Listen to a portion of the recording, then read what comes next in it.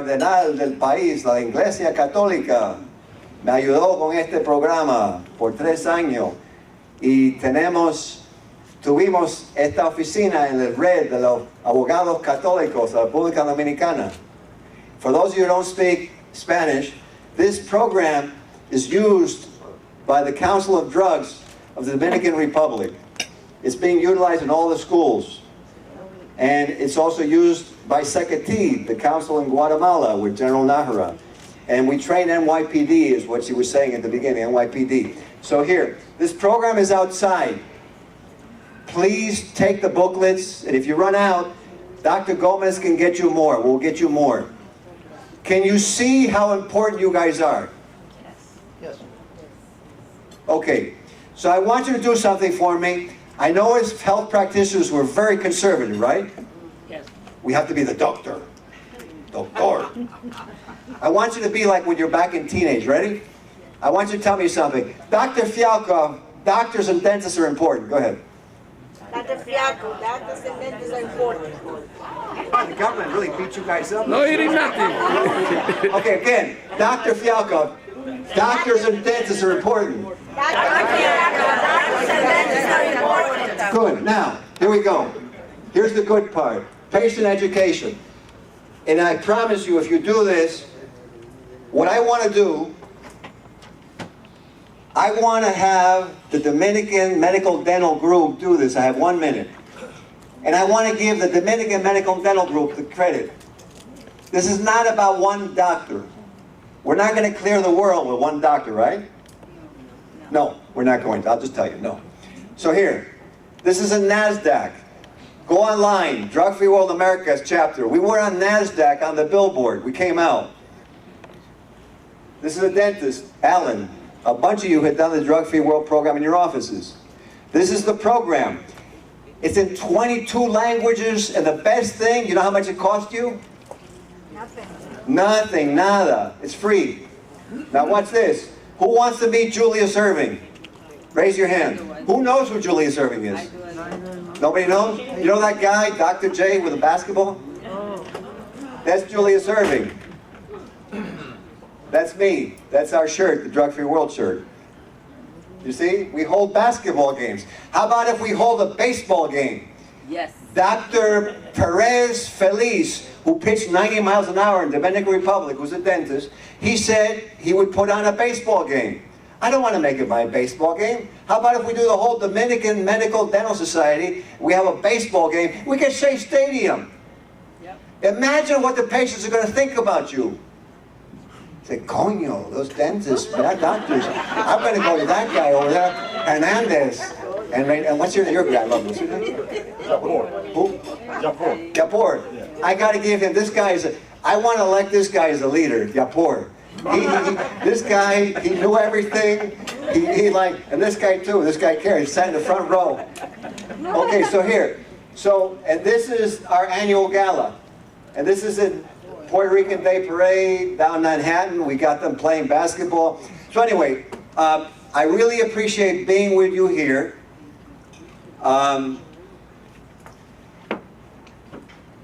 We got a big problem. It's not going to be easy. But it's our patients who we're talking about, and it's also our kids and our grandchildren. So I really appreciate that Dr. Gomez gave me this time. And it was an honor for me to be here.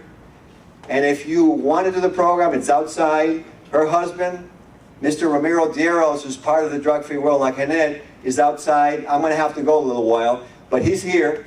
Get the program from him. He has all of it there for you for free. If you need any question or have anything, call me, email me. Annette can give you my email. The card's outside. And it's a pleasure to have been here today. Thank you for being here.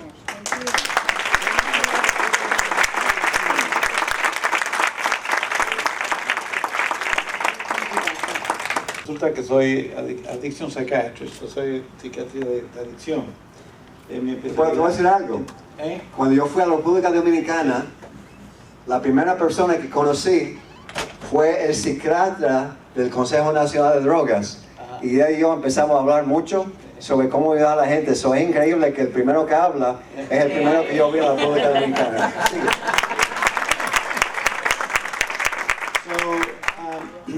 I mean, I haven't had an opportunity to have someone who, with so much energy, to talk to people who are surely be involved in this, in today's medicine and today's world. And as a matter of fact, the reason I'm talking is basically to give you thank you for this opportunity. But most importantly is that everything else that you said, except for one thing, I'm gonna give you a question. I have very, very strong feeling that if everybody understands probably at least some of the risk of giving the legalization of new drugs. There are 5 or 6 legal drugs that are causing more problems than anything else, including heart disease and everything else. And you mentioned it very well, the amount of people who die from illegal only, but for the legal part is very, very high too. So alcohol, number 1, you mentioned nicotine and all benzodiazepines and all on top of the cocaine and all that are illegal. But one thing that I'm not agreeing is that it's our responsibility alone. As the doctors, we are responsible, but yes, we need to see how we can influence the people who make legal, who are the policy makers, that allows for so much availability of substances. And like I said, in the pandemic, we were seeing more liquor store open than everything else. So it's the policymakers that are not giving us the frustration. Honestly, we are really, really sure that we need to be educated. But unfortunately, it's very frustrating seeing that they don't care about this. And they care about more the market, and they care about whatever, other things.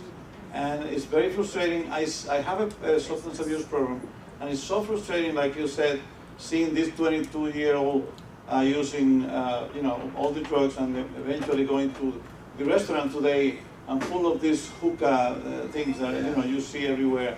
And thank you for giving us those pictures because they're very striking. I just wanted to make this comment. Thank you very much, Doctor. Go sit down. Go sit down. You're totally, un momentico, quiero darte una respuesta. He's totally right about what he's saying. The problem is exactly what he stated. And that's why, you see, it's up to us. Why? Not because we can do it by ourselves, no. But because when the patient comes to us and they go, ay, doctor, el doctor Bernald me dijo que tengo que hacer esto y yo no quiero. Y tú le miras las pruebas y dices, tú sabes qué, señora, aquí todas las pruebas que salieron, el doctor Bernabé tiene razón, es lo que tú tienes que hacer. Pero yo no lo quiero hacer, doctor, ya yo vi 4 doctores. ¿Y qué te dijeron? Lo mismo, porque es lo que tú necesitas, señora. Entonces, lo que tenemos que hacer, y él tiene razón, hay que llegar a los políticos y decirle, nosotros somos doctores, y esto que tenemos en la sociedad es mal para la sociedad, y es la causa de lo que está pasando. Hay que cambiarlo. Hay que educar a la gente. Eso es una cosa muy importante, pero ¿tú sabes qué? ¿Quién está encargado de una casa? El padre y la madre. Entonces nosotros, desafortunadamente, y algo que yo realicé, something that I realized, unfortunately, that I have to be the father in a lot of places. And the women in here, you have to be the mother. And when you're the mother and you're the father, sometimes, you know what, you got to take a lot of heat. But later on, maybe they realize, and even if they don't realize, you realize that you made them do the right thing. So that's why I say, and I have the president here you're the... Yeah, you are of the what? What? My mom, the president. No, but this was you're the daughter, right? Oh no, she's the lawyer. The lawyers, right. She's very important too. Because what we need to do is those of us with integrity have to speak to the others. So, I'll be more than willing to speak to your group, but the most important thing, you're right, we got to get the other people to realize. So it's only my opinion that we, as doctors, we start with our patients, we work together, and let's do it. Let's start. Something is better than nothing. It's Jamel, the lawyer, my other daughter, Jamel. Okay. Dr. Gomez, everybody in Dr. Gomez's family is the president. She's unbelievable. Give her a round of applause. She's unbelievable. Thank you. Any other questions? Sí, tenemos otra aquí, por favor. Okay. Well, thank you very much, Dr. Bernald, for a wonderful presentation, for the courage to talk about what needs to be addressed that we don't usually do. I'm Dr. Ana Oliveira. I'm a pediatrician. I practice in Bronx, New York, and I also deal with the pandemics after the pandemics, which is the drug use and abuse. I hear that perhaps we are changing the paradigm of humanity. You're talking about something about us doctors doing. And I think the do era is over. We have to be the new generation of doctors, of human beings that are going to create the context that is going to allow this new youth to be drug-free. And it's not as simple. The times of doing is over. We have to become what? The prescribers of a pharmaceutical industry that uses us as instruments? No. We're going to be the people that say no. The doctors, the mothers. And the biggest impact is in the child when they are before 7 years of age. Because that's where they settle all the behaviors that are going to lead to that. And they're going to learn how to deal with the challenges of the world in this year. So I really want to thank you. And I want to invite you to become the doctor, among Dr. Tavares here, who is going to present this to the children. To us, it's beautiful, but they need to know. I think about my son and all my patients. I have had three adolescents already dead for drug overdose, and I think we have to create that new paradigm. So I'm joining forces with you. Thank you. Thank you. I want to give you all an idea and something we can do. Mayor Adams got elected because he had a majority of 2 basic segments. How many realize who those segments are? He got elected for a reason. One segment is African American. I gave you a hint. What is the other segment? It's actually the majority of what's in this room, but it's a Latin segment. Latin American segment. Very much Dominican. He got elected. So you know what? Doctor, what's your last name again? Taveras. What we should do is find a way to get to Eric Adams.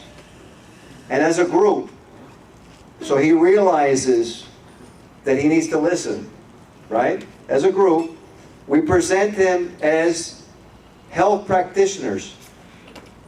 Some different things that need to happen in the city and the education that needs to happen in the city so that he can actually, for real, decrease the subway crime.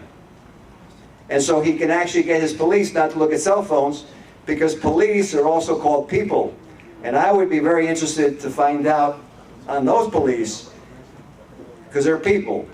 I know you know what I'm talking about. And I'm sure if you talk to him in private, he would be honest with you and say, yeah, it's a problem in the police department. So, and I know you know that. It's true. So, yes, absolutely. Let's do it.